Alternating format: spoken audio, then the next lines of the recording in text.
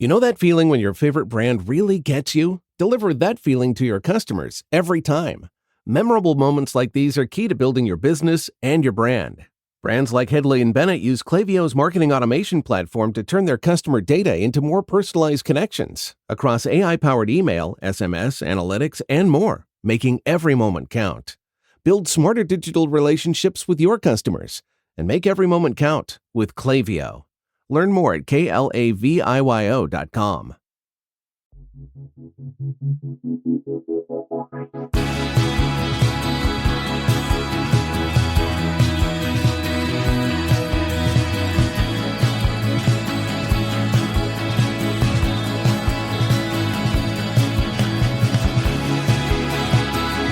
You're listening to 100 Words or Less with Ray Harkins. Yeah, buddy, welcome to this podcast in which we talk about and care intimately about punk, hardcore, indie rock, emo, metal, whatever it is. Today is actually specifically metal because I traveled to the New England Metal and Hardcore Festival this year and recorded a bunch of live podcasts, not in front of I was about to call it a studio audience, but that's like not the proper vernacular. I did not record it in front of an audience, but was able to corner a lot of band members and have really fun conversations with them. And today is what I like to call a split 7-inch for those that care about vinyl, or you can just call it a dual episode or whatever you're calling it. You can call it whatever you want. Today, I've got Guy, the vocalist from the Red Chord, recently reunited, the past 2 years or so, and then Xavier from Upon Stone. And I freaking love the new Upon Stone record that came out earlier this year on Metal Blade. It is well worth your time listening to. And the Red Chord, they're an all-timer. I actually got to play shows with them back in the day with Taken and have always appreciated the brutal death metal, hardcore, whatever you want to call it. Definitely not deathcore. I'm not going to put those two words together because that's not what the Red Chord exists in. But was always a fan of what they did. So was able to reconnect with Guy and then meet Xavier, who is the vocalist for Upon Stone, if I did not mention that. But had great conversations with both of them. So if you are unfamiliar with either band, check this conversation out and then listen to their bands, because that's what this podcast is hopefully supposed to do, to spurn you on to know more about these people and then in turn engage with their music, go to their shows, listen to whatever it is that they have to say, because that's just fun. So I appreciate all of you for following along with the last week's episode. That was a little divergent in regards to the type of content that we do, but appreciate the foray in ska. And it was a highly trafficked episode, so I appreciated that. And if you want to get in touch with the show, you can always email me, 100wordspodcast@gmail.com. And yes, the year-end podcast is coming soon, so just hold on. I promise it's going to be coming in the next couple of weeks, but we'll be able to dig into it with Joey Cahill and Jeremy Boehm like we always do, because it's fun. And I get to hang out with my friends for a couple hours and just talk music, because that's, what we have to do as adults is schedule time on a podcast to talk about music. Otherwise, it's just random text threads all over the place. Anyways, if you want to support this show for $0, you can go to the Apple Podcast page, leave a rating and review, or you can go to the Spotify page if you listen to it on there, and then leave a star rating on there. Follow along on YouTube. I publish all of these episodes on there for those people that like to engage with the visual medium, even though I'm not recording these on audio or on video. You get it. It's a static image that you're able to listen to unencumbered at work and, put it in an incognito browser and then access YouTube. Maybe I'm just telling you how to do the thing you already do. But regardless, maybe that's just a life hack. And weekly recommendation. I've been doing these every week for this entire year. We're almost done. There's a link in the show notes that you will be able to dig in to all of the recommended music that I have dialed into this year. New, old, everything in between. I just like to share music on a weekly basis as I get these episodes ready, because it's fun for me to share music. So today is an LP from a band called Hardc. The record is called Free Help, and it's pretty much the antithesis of the guests that are on the episode today. This is kind of, balanced composure adjacent, I would guess. It's like whatever, post-rock, post-hardcore, but a lot of melody. It actually reminds me, If you remember the band Cartel from the early 2000s, mid 2000s, reminds me a lot of them. Will Yip put this out on his Memory Music label, and he recorded it. It sounds phenomenal. And they're from Minneapolis, Minnesota. I don't know much else about them beyond that. I've never seen them play, but I know they're around and gigging out. And I think, if I'm not mistaken, it started off as a solo project and then quickly expanded into being a band. I could be completely wrong about that, but if my memory serves me right, at some point I got thrown in there. But anyways, yes, the band is called Heart to Gold. The record is called Free Help. It's a record that came out this year, so you're not behind the curve. You're hearing it maybe for the first time. You're like pressing pause on this podcast, diving over to that, listening to it in the playlist, and then diving back to the podcast. That's the beautiful part about this digital world we live in. So anyways, huge shout out to the New England Metal and Hardcore family for bringing me out and just making it a great time. Love to have those interactions with people face to face. It's always just fun to do that. So that's why all these episodes are happening. It's because of those lovely people at the New England Metal and Hardcore Festival. So we're going to dive into the conversation with Guy from the Red Chord first, and then there'll be a little momentary break, and then we will have Xavier from Upon Stone. So that's your running order, and let's go.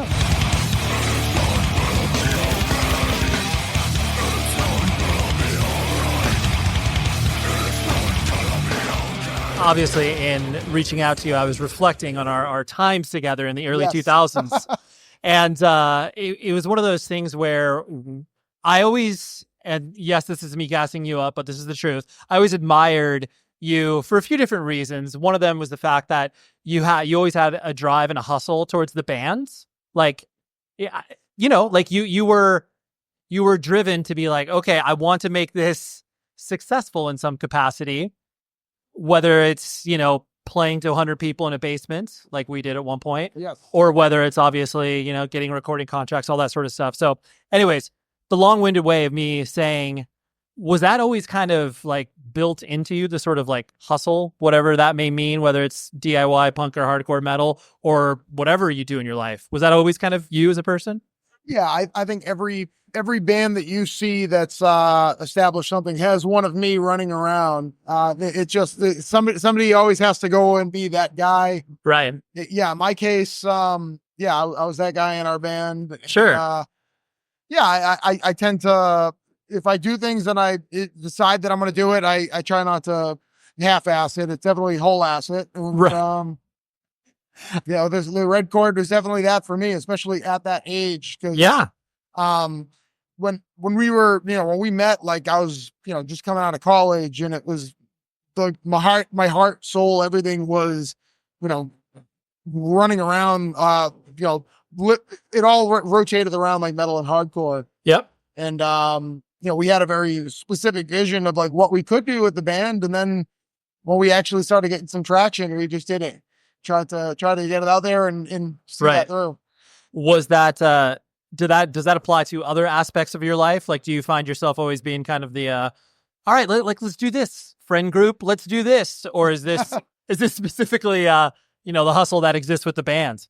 No, it's pretty specific to whatever it is that I want to put my mind towards and do. So if I want to if I get it in my head that I'm going to do something, I go and I get it done. Right. Now trying to get 4 or 5 other guys to do it or whatever, that's a different story. Yes. At this stage of the game, I've accepted the fact that musicians are their own people, and it's hard enough just trying to get my 3 guys on the same page and doing it. So it's more what I want to do and trying to figure it out. Right. And that the joke is said where it's like the most difficult thing about being in a band is not breaking up. Where it's just that idea of it's hard. Like getting everybody on the same page, even if it's just one other person, it's extremely difficult. Oh yeah, absolutely. In our case, I was lucky enough that, I found Greg and Mike. Yep. And that was long stay, from everybody else had dissipated.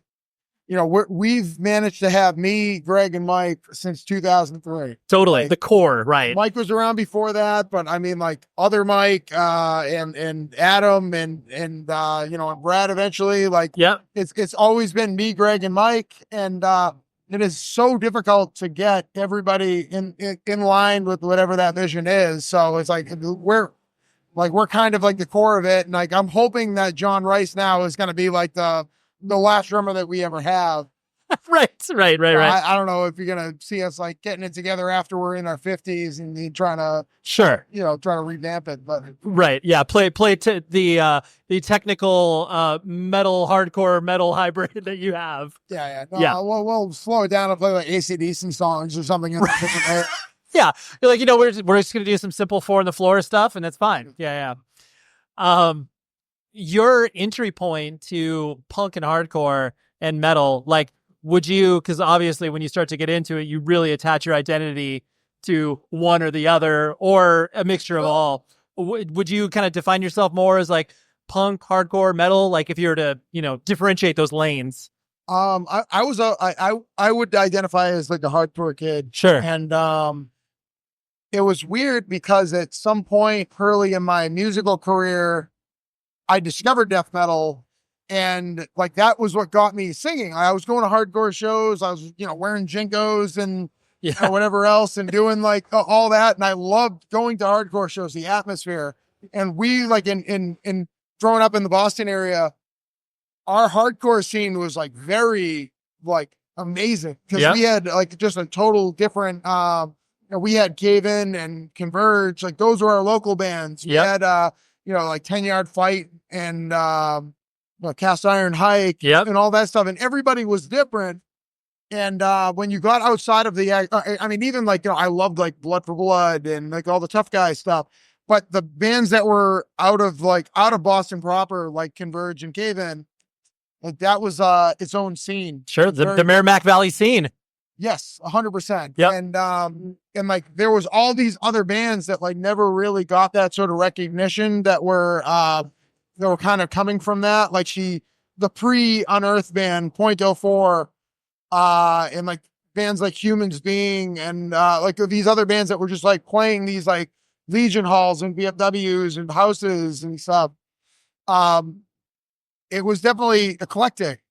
Now, what made me want to be a vocalist was I remember like listening to like Rage Against the Machine and then Earth Crisis and then Suffocation and being like, oh, like that's a person. Like that's a person that sound like Frank Mullen. I was like, I wonder if like other hardcore kids like know that your voice could sound like this. Right. And in my head, I was just like, no, we're going to play like this stuff. I'm going to sound like an actual monster. Like the Blood for Blood guy, he just doesn't know that he can sound like this yet. Sure. He hasn't unlocked that. Right. Yeah. Like, and I wasn't differentiating in my head that like, oh no, like people want to like sound like Slapshot and they're voluntarily doing that. Like, Youth of Today and whatever. The barking. Like, right. You could do that. Like you could do that with your voice or like, okay, well the Shutdown guy, he just can't sound like Frank Mullen. Otherwise, like, why wouldn't you sound like Frank Mullen? And, and it was like, I liked everything. Absolutely everything. And there was like all these groundbreaking, like hardcore bands, like to this day, like Buried Alive is my favorite hardcore band. Great band. I'm like currently doing a project with some guys and like, we're just ripping off Buried Alive to this day. I love when you can have like a very simple blueprint of being like, here, Scott Lee, proprietor of the festival, decides to sit down. We're just talking about ripping off Buried Alive and yeah. Who ripped off Buried Alive? My new project. Oh, that's great. Yeah, Vogel.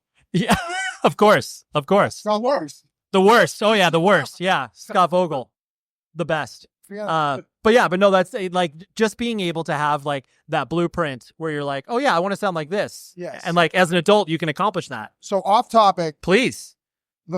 So again, like we had our weird little North Shore outside of Boston scene going. Sure. And I think it's probably like around the year, like 1999, like right when like stuff was starting for all, it might even been before that. I went to, I think it was the first Unearthed show ever.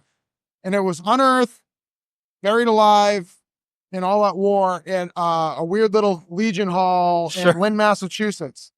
And it was like life-changing. Not so much on Earth, but but Buried Alive was life-changing. And at the time, there was this lunatic that was probably my age, but like I had no idea that he was like my age. Sure. Andy Williams was roadieing for Buried Alive, and he had a handlebar mustache and muscles, and he was moshing.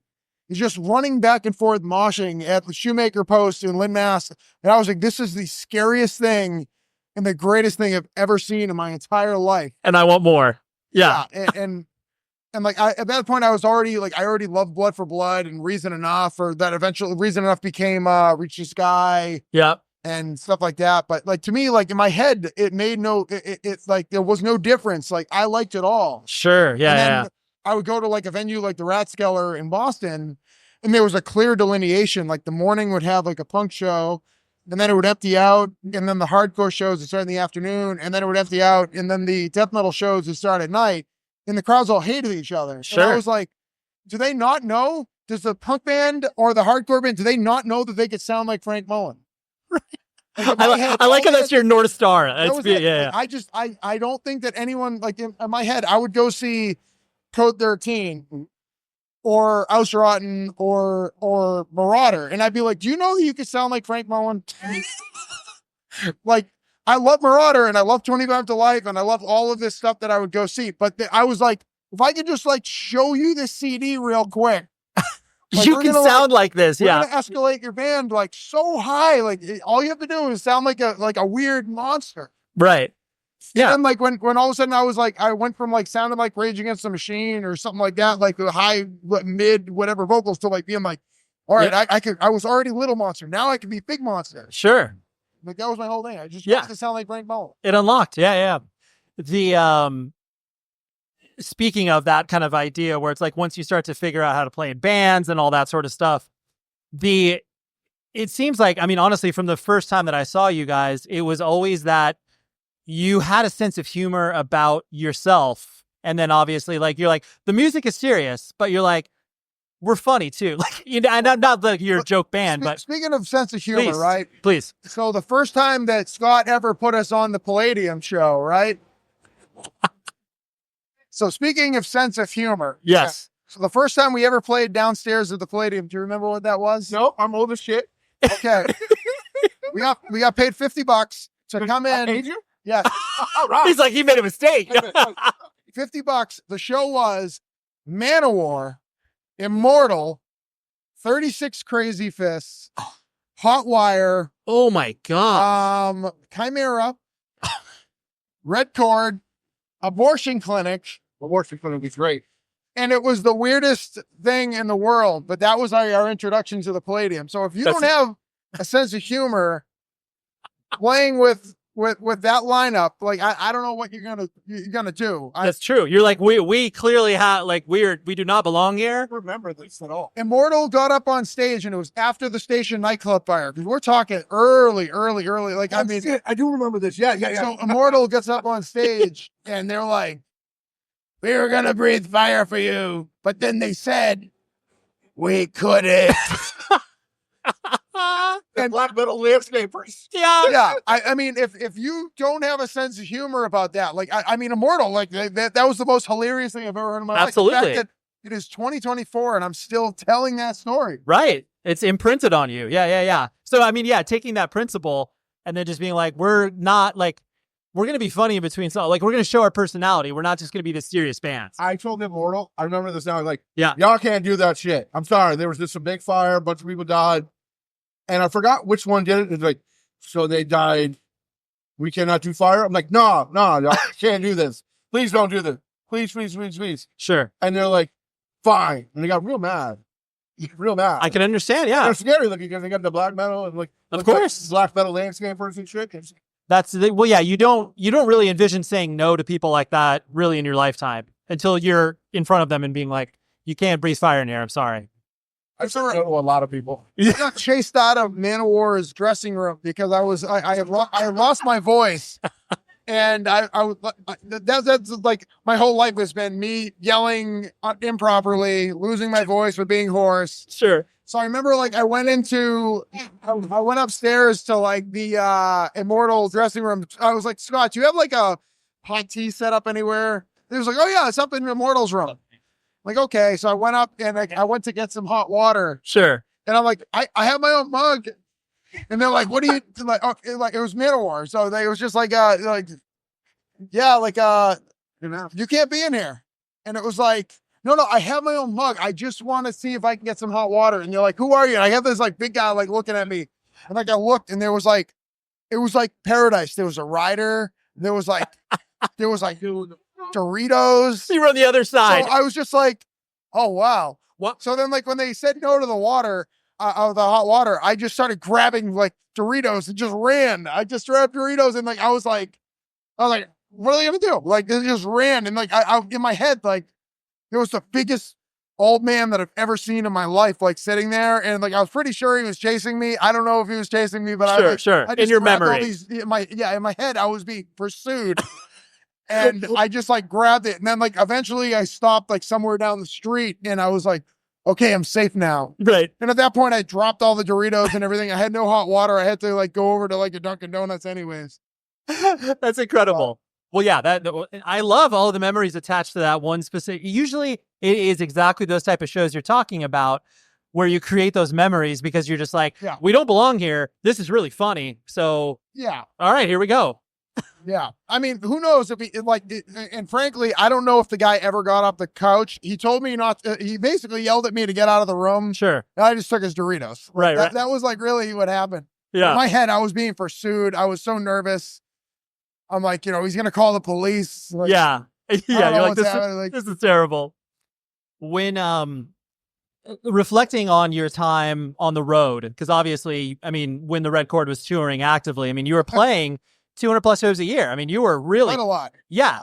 And I'm sure your relationship with touring changed over time, or was it pretty consistent? Like, did you enjoy it most of the time? Was it just something you obviously had to do because that's what bands do? What was your relationship with it? So what's interesting is that, so I came from the scene of like self-booked DIY hall shows. Yeah. And it's crazy because I remember for a long time, like I didn't have a cell phone or whatever. So like I remember people's email addresses. I remember people's phone numbers. I remembered addresses, I remember everything about every little detail about all of this stuff from the earliest day. And I loved it. I was cool with like going in and, going working merch and watching every band because I had some interaction back and forth, whether it was on some message, like, I was on the Robotic Empire Willowtip message board. Of course. Like, hey, which one of you 16-year-olds like out there? Because you don't know who you're talking to. No. I mean, like you couldn't do any research. It was just that somebody said they could do a show in Indiana. Right. And you're like, okay, they're going to give me an address. I'm going to punch in MapQuest directions. I'm going to print it out. And I'm going to hope that like the person on the other side, that's like, face killer 101. But then like you get there and it's like some dude whose mom is like making you cookies. And my mom said you could like all stay in my bedroom. And it's like, what the hell? Like, of course it was, but like we were young enough that it didn't matter. Like you could say like, oh yeah, great. If nothing happens, I'm going to sleep on the beach. If nothing happens, I'm going to sleep on the side of the road or at a Walmart. Right. And now it's like, I'm like, okay, when I go somewhere and I can't find a bathroom, I'm like, I don't want to get in trouble for peeing somewhere. You know what I mean? Like right. You don't, you're an adult. Like, yeah. You can't be in your 40s, just like walking around like a dog urinating on things. Like, so it's like a total different animal. Right. I loved the chaos. I don't think that the chaos would resonate quite the same way right now. Of course. But like through the whole time, I was always like, well, if I have to sleep in a car, I sleep in a car. You know what I mean? Sure, that's what it is. Like we'd stay somewhere sketchy. I'd always be the guy that ends up sleeping in the vehicle anyways, because I didn't want us to get ripped off. Totally. We never got ripped off. That's great. Like our vans, our trailer was tagged and stuff like that, but we were never we were never in that situation of like, Sure. oh yeah, I know, we'll just wing it. And we never had like our stuff like actually stolen That's good. because I had no fun and I was sleeping in the van. Totally. That's You were the guy that, I mean, obviously in some instances that worked out really well because you didn't have to stay in a terrible house. You're like, oh, I got the van tonight, guys. Like, yeah, I'm sleeping in the van. Yeah. And that way. I mean, and like, it was just like, it's bizarre. Cause I remember like we would line up a place to stay or somebody would, usually if a drummer told you that they lined up a place to stay, we have a friend somewhere. It's like, uh-oh. Right.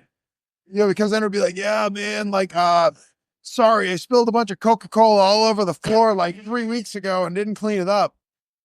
But like, you told us we could stay at your house because you had a place. Yeah, it's here. It's like in the Coca-Cola. Right. Like you just, You're like, you don't want to sleep here? Why would you not? Yeah. I tell you what, you generally sleep in the van anyways, so Yeah. I'll just be outside. Right. Just, You're like, that's fine. That's no problem. I mean, so there's definitely a point where that adventure kind of like wears off a little bit. Of course. You know what's great? The people at evilgreed.net, because they are an amazing merchandise seller based in Berlin, Germany, but they work with bands of all shapes and sizes, but specifically within the heavy/cool artistic community. Like, they don't just open the doors to anybody and everybody. They have a specific point of view. They act like a record label. Like back in the days where record labels really had a strong identity, little bit less now, but regardless, that is where Evil Greed is able to get all of your stuff directly to you. And trust me in saying, I know you hear they're in Berlin, Germany. It's a little bit scary to order international. Don't let it scare you, because I've ordered from them. Not only is the shipping very economical, but it gets to you quickly. I mean, don't expect your Christmas order to arrive if you're ordering on the 22nd. Like, let's calm down about that. But if you were looking for merch and, vinyl, long sleeve, posters, like they got it all from bands like Gulch, Nails, Balance and Composure. The list could go on, but just trust me in saying, go to evilgreed.net. You will be able to find a bunch of things for yourself, your friends that are into it. Maybe you just go in a group order. You're like, hey guys, let's all pool our money. And then boom, there we go. One package that is absolutely awesome. But Evil Greed are great partners of the show, and I love the work that they do. So order from them and keep them lasting for many, many years to come, because they're run by punk and hardcore kids too. So it's just a very virtuous cycle. So order from them today.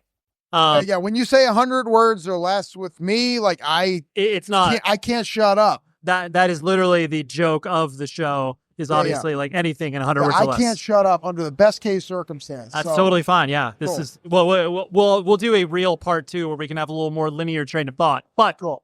The last thing I want to bring up, that's it's just a very funny memory for me. Obviously, like, I was working at Century Media, as you well know. Obviously, trying to sign you guys. You guys were the hot band in the market. Everyone was talking to you. You were the belle of the ball, so to speak. And what I remember distinctly, and you can confirm or deny this, where you, as in the Red Chord, got insurance in your deal. When I say sure, like health insurance, like somebody asked about that. So like, it was weird because like we had all lost our health insurance, right? While we were in, and then like that was like this, like somebody in the band was like, yeah, we kind of need like health insurance, right? Like, I keep breaking all my bones. Sure.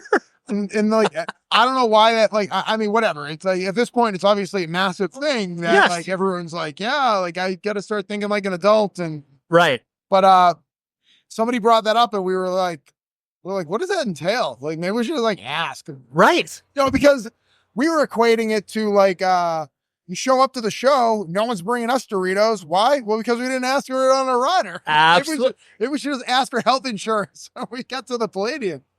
But that's what I remember about that, because you guys obviously eventually signed with Metal Blade, and I just remember where it was like, they didn't give us health insurance either. Okay. Well, that's what I was saying, where I was like, I don't know how that worked, but like, to your point, I just think the simple notion of you asking for it, like I mean, you know how other bands are. The moment someone asks for something, everybody's like, oh, we should ask for that in art.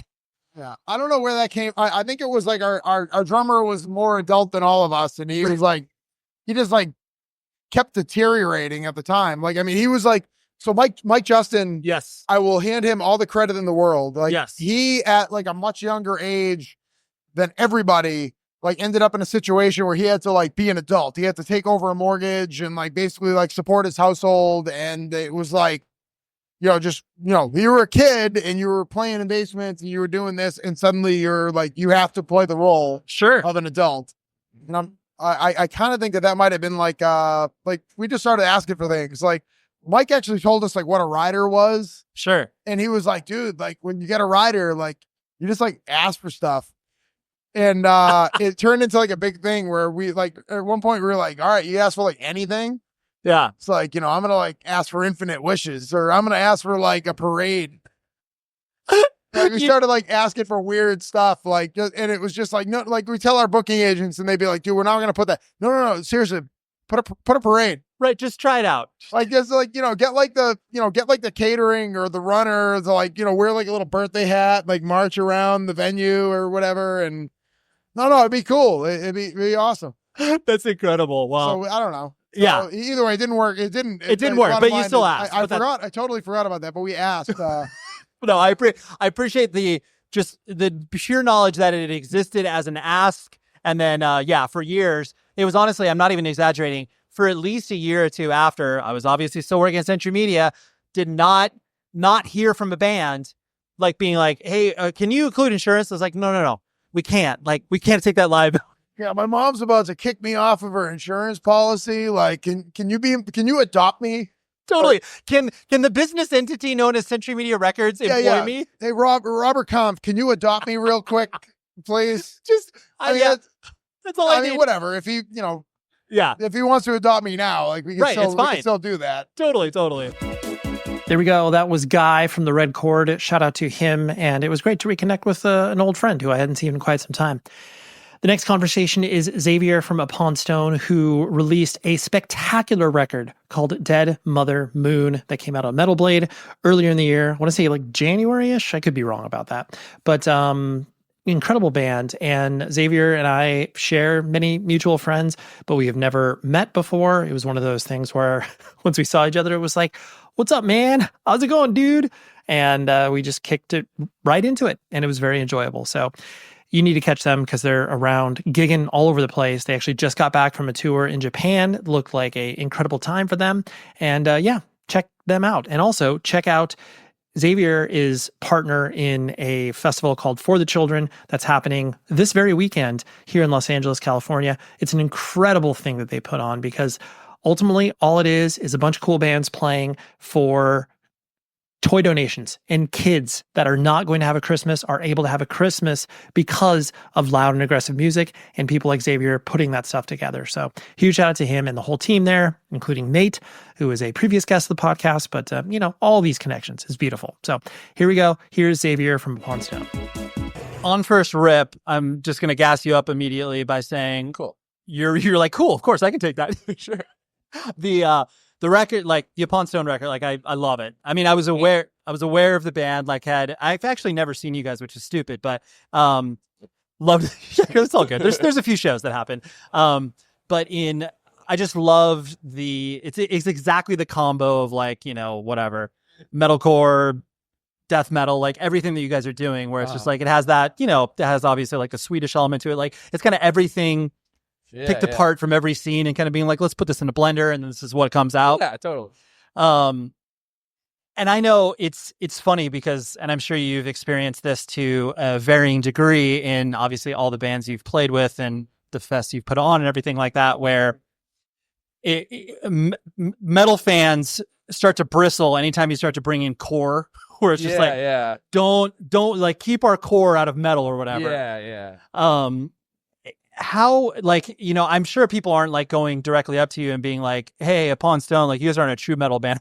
Like no one's saying that directly to your face, but how, like when you guys started to like obviously combine all of the stuff you enjoy together, how did you think about like not trying to please all of these audiences at once, but being like, how are we going to, kind of do this blending of all these styles? Well, I mean, like it was really like the whole point of it is just straight melodic death metal, Sure. Like when I like got into like multiple forms of like extreme metal and stuff like that, my introduction, like past like some of the classics, Metallica and stuff like that, and like new metal was big when I was a kid and stuff, but the drummer of Upon Stone, I'd been going to school with him since like 7th grade or something like that. So he was like, he knew I was like kind of into guitar music, but then he was like, no, you got to get into this. And it was like, he showed me Children of Bodom, like At the Gates in Flames. And I was like, yo, this is crazy. So from that point, I got like obsessed with that kind of stuff, you know, and like Dissection and stuff after that. But we had always talked about doing that kind of band, you know, for years, like just talked about like straight melodic death metal, you know, and it never really happened. Like we kind of had like one band that like did a little bit and stuff, just like kind of just, I never even played a show with them, you know, it would just be like a lot of like garage bands sort of thing, you know, but our guitar player Ronnie and our drummer Wyatt like ended up doing like a melodic death metal kind of power metal mixed band for a little bit, and then everyone kind of just did their own thing for a while. I was doing hardcore bands for a long time, so I still am doing hardcore bands, you know. But, you play in Vomitara, right? Or yeah, Vomitara, Hands of God, and Zabalba. Okay, yeah, only a few. Yeah, but we all started doing, you know, different bands and stuff. Then over quarantine, me and Wyatt were hanging out, and finally I was like, we should just do this mellow death band finally, you know? Like I was like only listening to like In Flames, At the Gates of Ishtar and stuff like that, just all that stuff, like just nonstop. And I was like, I think we could nail this now. And then we just came together well. So it's funny, like I mean, we'll just, you know, throw every kind of like metal we like in there and stuff. And it's tough with like melodic death metal sometimes. Like it's such like a fine line between that and metalcore sometimes. Of course. People be like, yo, this is sick. I love metalcore. I'm like, okay, well, it's supposed to be this, but so you're like, you missed the point, Ray. No, I'm joking. Yeah, no. Like sometimes, like, you know, things creep in there and stuff like that. You know, of course. Like, we're all into hardcore too, you know. So like, I'm absolutely not gonna front and be like, no, we only listen to metal, but like, this is like our mellow death band, you know. Yeah, no,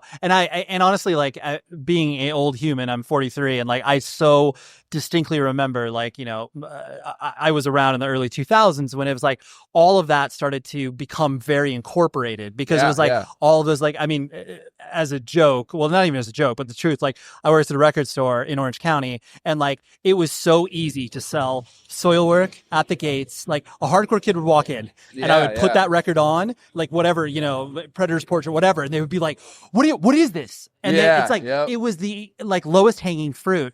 But it was one of those things where it was like you saw that really take hold, but then to your point, just like the lines got blurred so much where it was like really difficult to articulate between the two sonically, unless you would see the band get up there and being like, oh, they're wearing a Madball shirt, and then they play melodic death metal. Yeah, like, exactly. Oh, I get that. And it's like, and that's fine. But yeah. I loved all that though. That's like when I started going to shows, was like the early 2000s. Like Sounds of the Underground was like one of the first big shows I went to. And that was like such a game changer lineup, because I went for like In Flames, like Black Dahlia Murder, Cannibal, and like Guar and shit like that, you know. But then like Terror plays that, and I was like, yo, this is awesome, you know. Like just get to so many other things, you know. Totally.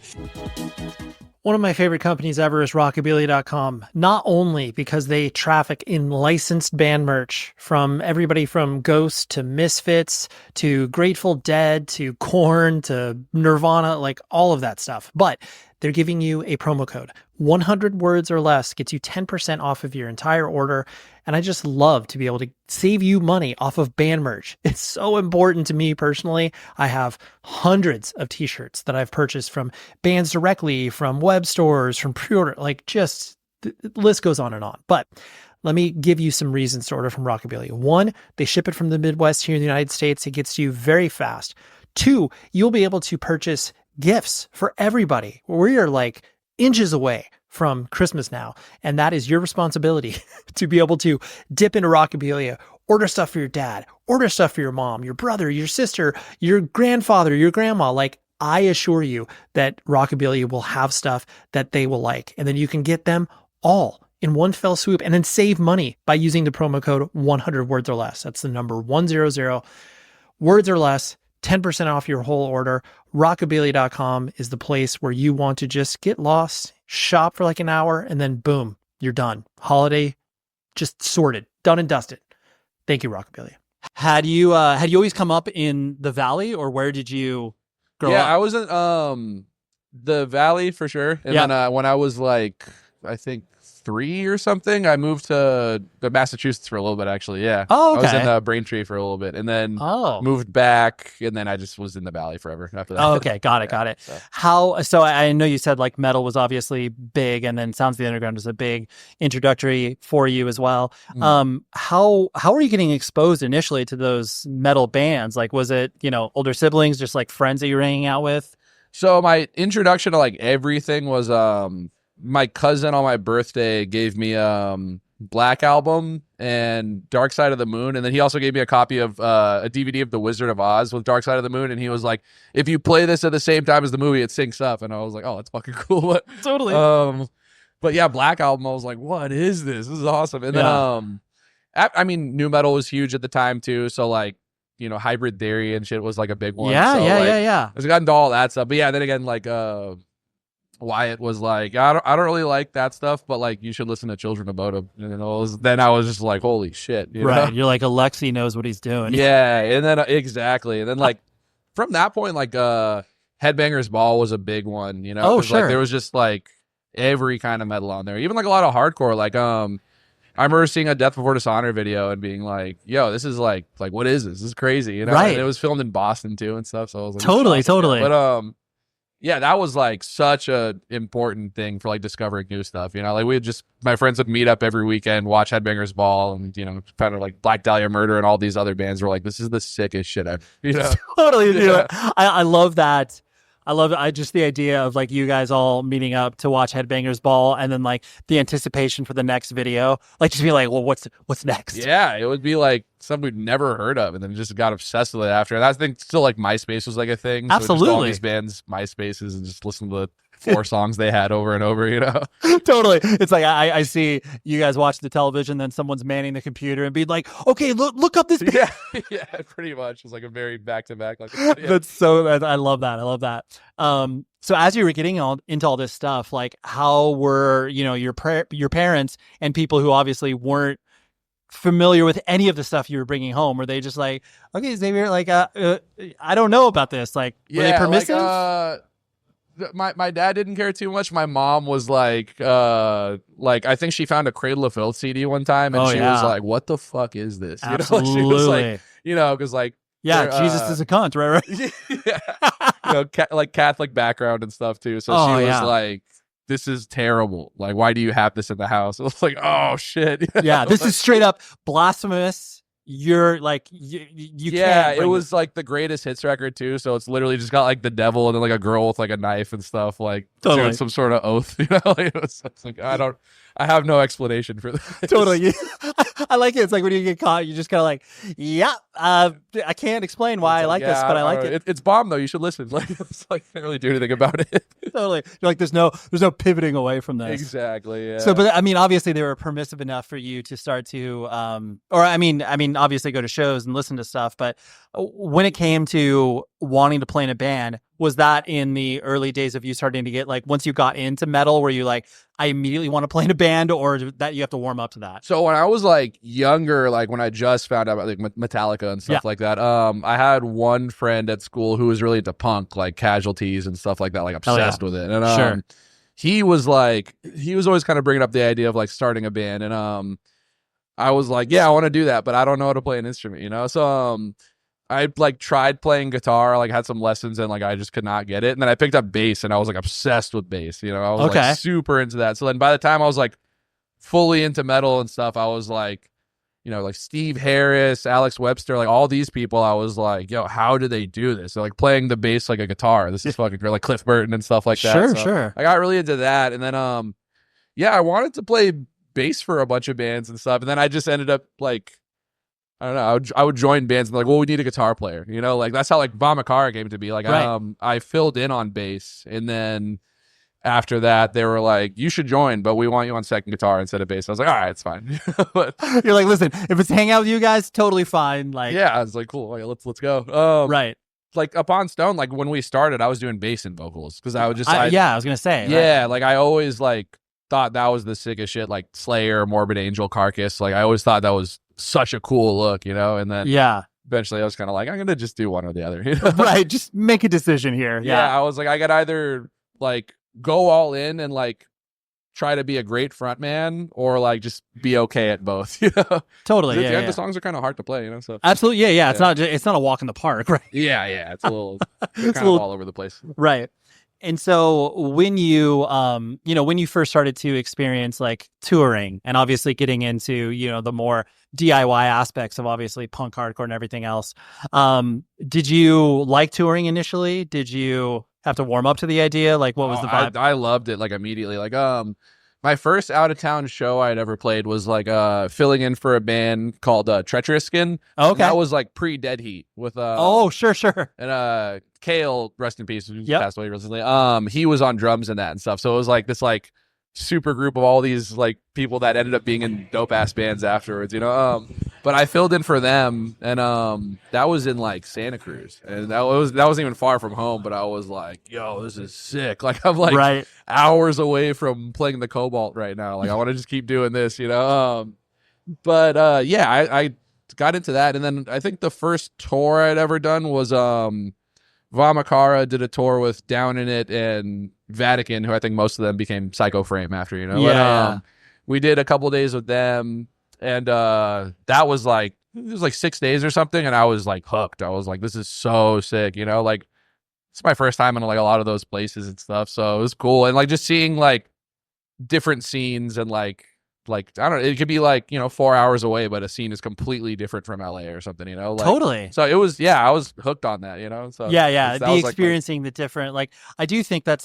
such a cool experience, seeing how not only different scenes operate, but then just like how these like different sounds, where it's like, oh, like this is what you guys do in this area, like we don't do this. Oh yeah, like East Coast and stuff. Like at the time, like Vamakar had been like the only kind of like really like metalcore revival thing in California, but the East Coast was like so many bands doing like the 90s sound and stuff like that, like Year of the Knife and all those bands. I was like Sanction and stuff. I was like, this is dope. Right. Yeah, so going over there, I was like, we felt right at home immediately, Totally. You guys like, why are there not more bands like this in our area? Yeah. So we can like play shows with and stuff. Yeah. So when like focusing on Upon Stone, where it's like when you guys, like you were able to start to achieve what you were wanting to achieve and getting the band out there, and then obviously, like signing a record deal, like all of the business aspects of it. Yeah. I mean, I know that like you've obviously like promoted shows and you've done stuff on the backside of the music industry or whatever. Yeah. Totally. Have you like, do you enjoy like the business aspect of the bands and stuff like that? Yeah, it's sick. It's super different, but it's really cool though. Like, we had like done like a couple like, other bands I've been in had done like a couple like handshake record deals. Of course, it's sick. That was awesome too. But Century was the first one that like there's like contracts involved. And like, okay, cool. Like get a lawyer, then Yeah. How? But where do we begin? Right. Yeah. Like, okay, but yeah. No, it's been really cool. Like Century's great with everything too. They've been like just if I have any questions like with anything like on the contract or like just band stuff, any band stuff, like they're fully transparent. They've been really cool about it, and like kind of like Gitter actually like walked me through like a bunch of the stuff. So I was like, that's cool. Yeah, he was super helpful with that. So shout out Gitter. Yeah, of course. Yeah. Well, especially when it's like when you are working at the level where you're signing contracts and stuff like that, when you obviously trust the person that you're working with, where it's like, I understand this is a business relationship. You give us something, we give you something in return, et cetera, et cetera. But like being able to walk you through and feel like, oh, I at least understand enough of this to be dangerous. Yeah. Like we had already been like friends from shows and stuff like that. And then he like kind of caught wind of Upon Stone and was like, I want to, send me the record, So it worked out good. Yeah, absolutely.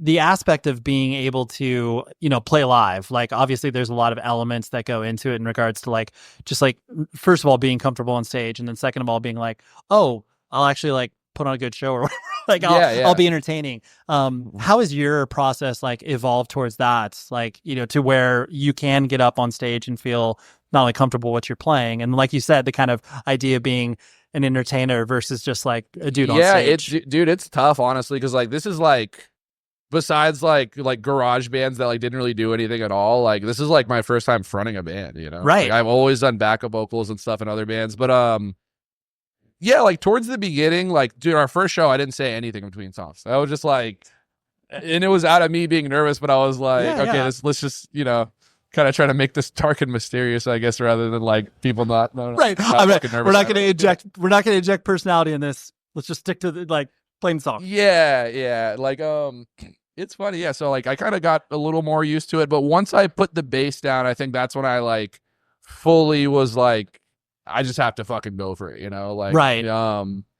But no, it's cool. It's like, I don't really know. It's easier than I thought it was, but it's a lot of fun, and I'm learning new things about it. Like with every show I play, like right.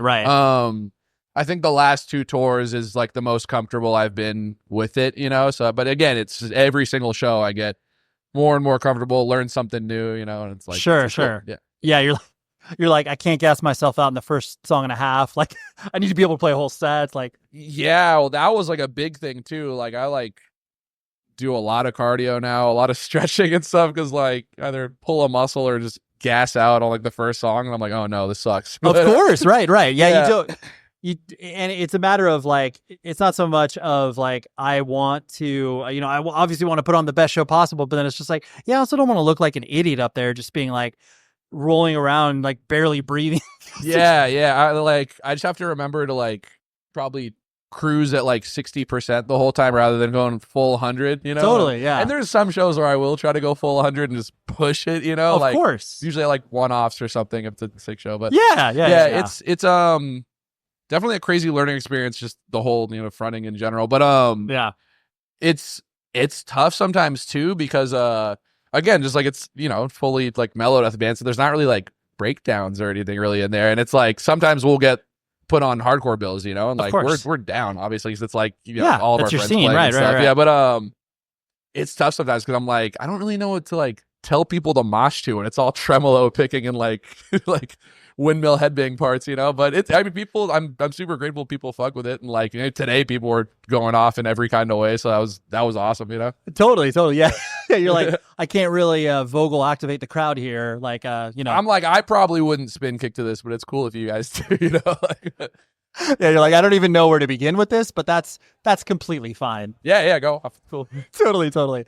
How is the, like, when you're looking at how you're putting together, like we'll use For the Children as an example. I know you're obviously very involved with that. And in like promoting shows and like, doing that side of the business, how do you kind of separate? Because like you could obviously selfishly put your band, your friends' bands, like you, and you do, like you put some yeah, totally. But then like how do you try to kind of separate the, sort of friendship versus like, for lack of a better term, business decisions, where it's like, I can't constantly just like lean on my friends where, Yeah, it's tough. And like, if I could, I would definitely like somehow get another stage so I could fit more homies bands on there and stuff, Totally. But I don't know. Yeah, it's like, I'll always book friends and stuff. And like, I don't know. I'm always listening for new bands, like just all the time, So there's like a lot of cool new young bands that pop up. Like 2 of my favorite ones right now are like Hereditary from San Diego and Watch You Fall from Ventura. But shit like that, if I just see like a newer band and I like it and stuff, I'm like, oh, this is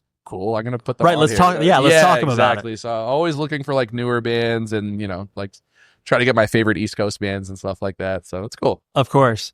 The last thing I'll hit on is the idea of being able to move forward with the future in regards to like, all right, we got to do better with what than our last record. Like, the I always look at the, Slaughter the Soul example where it's just like at the gates was like, well, yeah, we can't top that. And I mean, they're like literally one of the only bands that you can point to that can be like, they legitimately stopped like after that. Yeah, I mean, they wrote the Bible pretty much. So they like totally. They're like, what are we gonna do after that? We got to take a 20-year break and then start to release. The comeback record is fucking unbelievable too. Unbelievable. Yeah. But like, not putting in the same levels at the gates, obviously, but just like, how are you thinking about the for lack of a better term, the pressure of being like, oh yeah, you have a lifetime to write your first record, but then you got 24 months to write your next one. Like, how does that sit in your head? Yeah, we feel good about it right now because like that record's been done like probably like a year before it came out or something. Sure. Like, we had started writing some of those songs like right after the first EP. Yep. But I mean, yeah, I feel good about it. Like we've played a lot of shows now, so now it's like I kind of can tell like what parts go off better and stuff, and like what my favorite parts of the set are. So I'm like, I'd like more of those parts, and there's some, So Yeah. it's cool. Yeah, and we feel good about it. We're like a couple songs deep on a new record right now, so I have no idea when we're going to record it or anything, but we're just constantly writing.